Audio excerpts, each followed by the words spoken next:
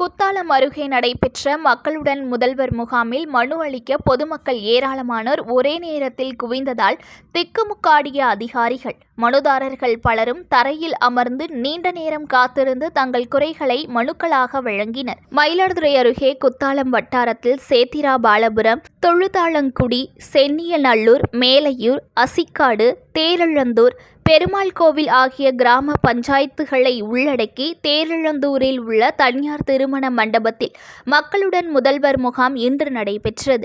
இதில் பல்வேறு துறைகள் பங்கேற்ற நிலையில் சிறப்பு அழைப்பாளராக சட்டமன்ற உறுப்பினர் ராஜ்குமார் கலந்து கொண்டு பொதுமக்களிடம் குறைகளை கேட்டறிந்து மனுக்களை பெற்றுக் கொண்டார். மேலும் எதிர்பார்த்ததை விட மனு கொடுக்க அதிக அளவிலான பொதுமக்கள் வந்ததால் அதிகாரிகள் கூட்டத்தை ஒழுங்குபடுத்த முடியாமல் திக்குமுக்காடி நின்றனர். மேலும் நீண்ட நேரம் காத்திருந்து பொதுமக்கள் மனு அளித்த நிலையில் பலரும் மனுவினை கையில் மனுவை ஏந்தியபடி போதிய இடவசதி இல்லாமல் தரையில் அமரும் சூழலுக்கு தள்ளப்பட்டனர்.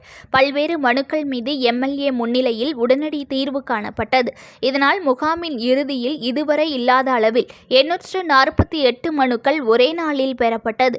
மேலும் இனிவரும் நாட்களில் போதிய இடவசதியுடன் கூடிய பகுதியை தேர்வு செய்து முன்னேற்பாடுகளை முறையாக செய்ய வேண்டும் என பொதுமக்கள் வேண்டுகோள் விடுத்துள்ளனர். நியூஸ்1 தமிழை லைக் பண்ணுங்க, கமெண்ட் பண்ணுங்க, ஷேர் பண்ணுங்க, மறக்காம சப்ஸ்கிரைப் பண்ணுங்க.